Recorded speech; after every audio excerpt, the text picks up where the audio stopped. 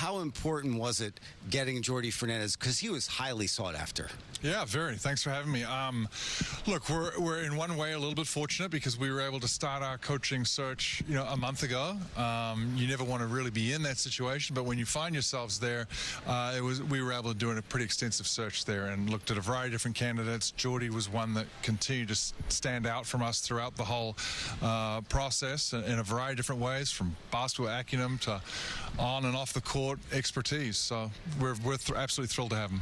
He obviously has had a ton of experience, had a great summer with the Canadian national team. When they perform like that, and he's mentioned it, does it make everyone take a little bit of notice of him? Does it put him in a different category? Yeah, it certainly doesn't hurt, right? And somebody has obviously seen something special in him to, call him associate head coach, a lead assistant coach for the Spanish national team, and then all of a sudden, head coach of Canadian national team. So people have been starting to notice Jordi over the years, and as I mentioned before, he hasn't cut any steps. He hasn't skipped any steps along his way, which I think that's really important, what makes him who he is today. He has definitely earned it, as you just said, Sean. He's done all the steps necessary to be in this position right now. He's coaching the Canadian national team this summer. He's starting. He said, we need to start right now for this Brooklyn Nets team. He didn't have any concerns. How about you with the timeline this summer? Yeah, no, look, obviously you'd like everybody in-house as much as you possibly can, but at the same time, I think we've got to look at his opportunity with the Canadian national team. I would never take that away from him, whether it's a player or a coach, to go and represent a country and play on that sort of stage, right, at the Olympics is second to none. And then just the experience he's going to get, the exposure he's going to get, put in those game time situations and so forth, be around elite players again, coaching against them, coaching elite players, is something that you can't duplicate all the time. Coaches always talk about everyone has to become a first-time head coach somewhere. You're not a third year, fourth year. You have to get that first year. Yeah. And they talk about guys wanting to take a leap of faith. And you've done that before with guys. What really was it about Jordi where you said, you know what, I know this guy can do the job here? Yeah, I think he was, you'll see his demeanor up there. He was just very calm, very poised. He knows exactly who he is. I think it's, we talked a little about the player relationships that he has, but he comes across with this humble grace.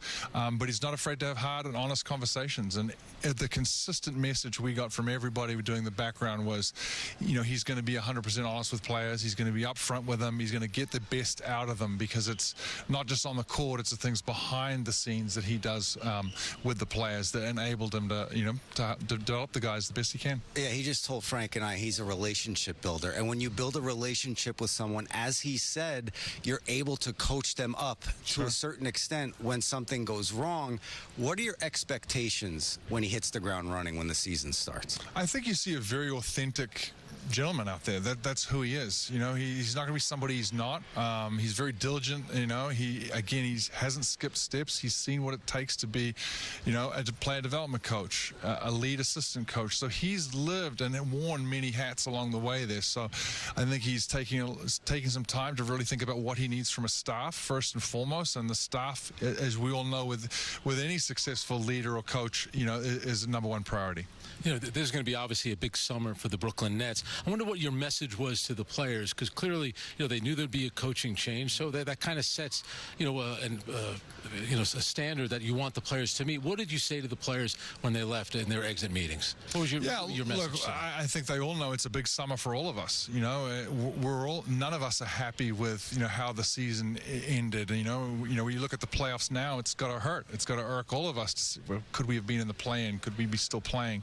So that's the goal here, is to compete at the highest level, and I think that's what you get with a guy like Jordi as well, coming in. His competitive nature, will sort of bleed into these guys and throughout these walls here. So I think you'll see a big summer of development with this coaching staff that's going to be in place here, and then that'll translate all the way through training camp and on.